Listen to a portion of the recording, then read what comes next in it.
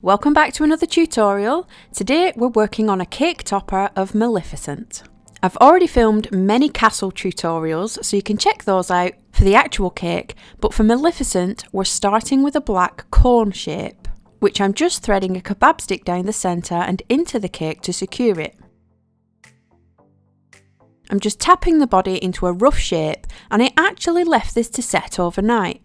If I try to start decorating it now, her body will just get pushed lower and lower down the stick. So I did this just before I went home for the night. Sometimes we can be too eager to get it finished, but it's a good idea to let it firm up a little bit more. The next day, I cut out this black piece of paste with some zigzags at the bottom. I just dampened the sides and the back of the cone and wrapped it around with the spikes at the bottom for her cloak. I then just pinched where it joined at the top and removed the excess.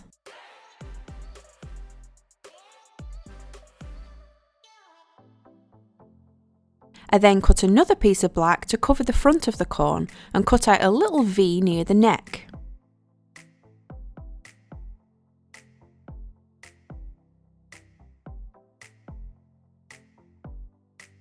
Every villain has a little bit of purple. This is just a purple strip of sugar paste that I'm placing right down the centre, and I'm pushing it into that V at the top. I'm then using another kebab stick for her staff, and I'm just pushing it down into the cake securely and trimming it to the height I want. I'm then using a chunky piece of black paste wrapped around the top of the kebab stick for her neck and marking in some material lines. Trim down the stick ready for her head.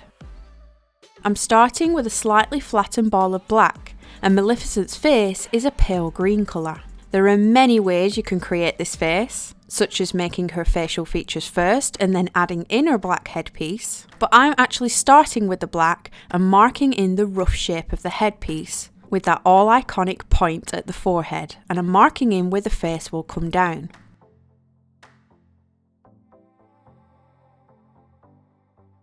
Once you have your marks, you want to take the softer end of your Dresden tool and start to push the insides down to hollow it a little bit.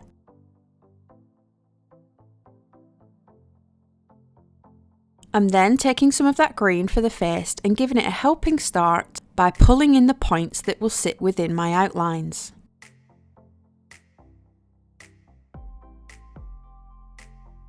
I'm then just using my tools and fingers to help push the paste into my hollowed gaps, refining those points.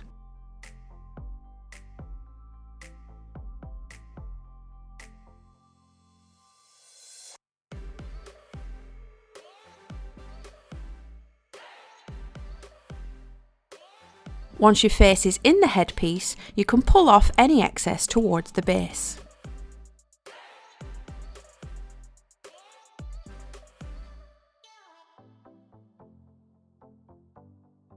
We're then going to start marking out her chin and her cheekbones, again pulling off anything that starts to look a bit too long.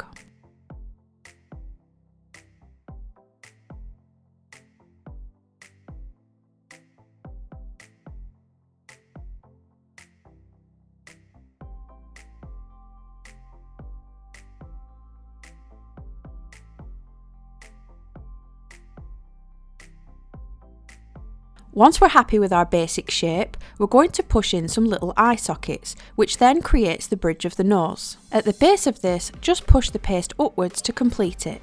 Just refine the bridge and the base with your tool.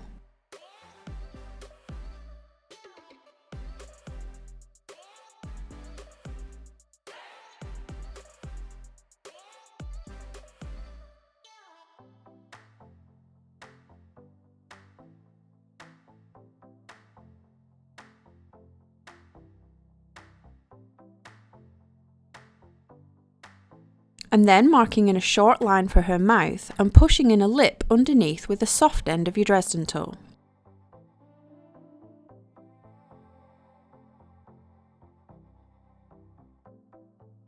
The top lip is kind of pushed upwards to create the little M shape.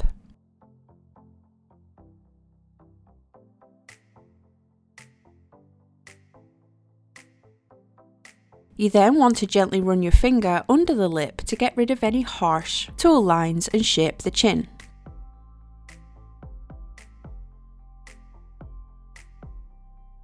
Now we can see her starting to come to life. We're going to poke in the eye sockets, ready to fill with pale yellow paste. It's kind of like a tiny piece of rice that you just want to tap in to fill the holes.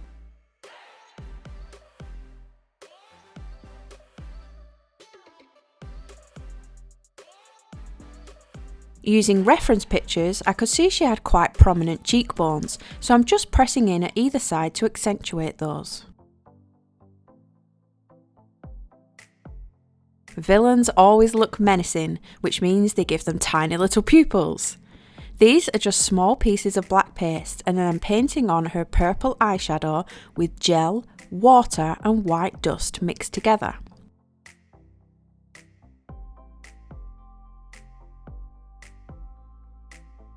I'm then using black metallic paint to put on her eyeliner, eyelashes and eyebrows. Everything I use will be linked in the description box below.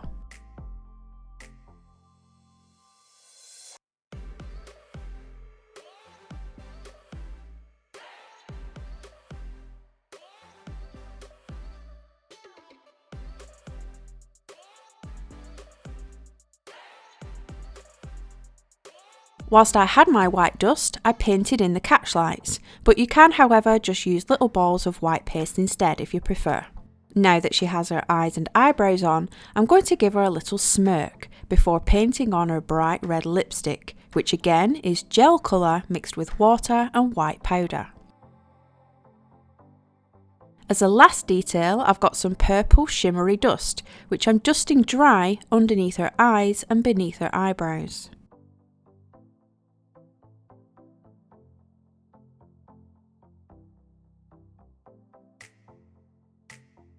Push the head down onto the stick to meet her neck and roll out a piece of black paste with purple on top. I've just cut out this tapered rectangle shape and I'm holding it around her head for size. I decided to make it a little bit smaller, so I just remove it, chop it down and stick it back on. Have the purple side against her head and the black on the outside, which you can smooth down onto her cloak. Hands start as little blobby ovals with a triangle cut out to create a thumb. I then pull the thumb and thin it out before then flattening the ends of the fingers wider.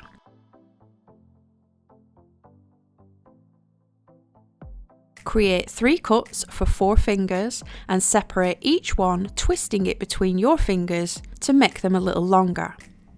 Look at your own hands and see which fingers are longer than others and just pinch off any that start getting too long.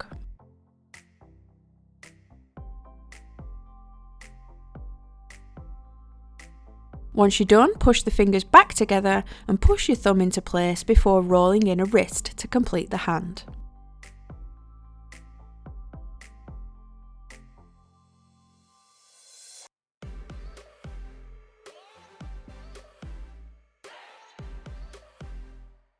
I'm wrapping this around the staff, sticking it with water and then pinching off the wrist as it's going to be covered with a sleeve. I'm just placing in a simple arm, which is a black sausage with a bend in the middle, and I'm attaching this to her shoulder and to the hand on the staff with water.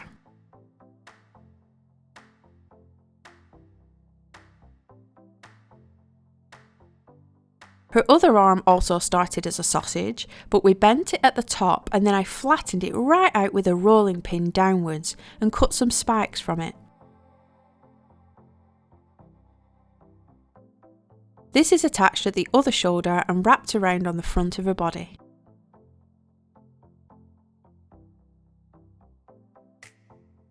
Where her hand will emerge, I'm just pushing in a hole so it's easier to insert.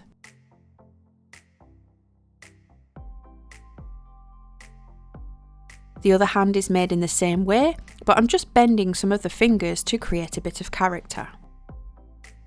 For more of that purple detail, I'm just running a strip down her sleeve. To get the other sleeve to match, I've rolled out some spikes and we're just placing this over the sausage arm. It was easier to stick it on separately than it was to make it all in one piece like the other one.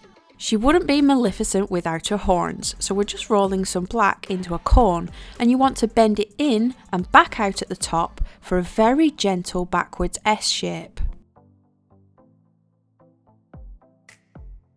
trim it flat on the bottom and attach it to the side of the head. You then want to mirror it on the other side. To complete her staff, I have this pointed lemon shape, which I'm just attaching to the top of the kebab stick and curling the points downwards. Then just place a ball of yellow on the top. I'm going back in with my red paint again to give her painted fingernails. I've mixed some gold dust with lemon extract and I'm painting her staff to finish it off. And she's done!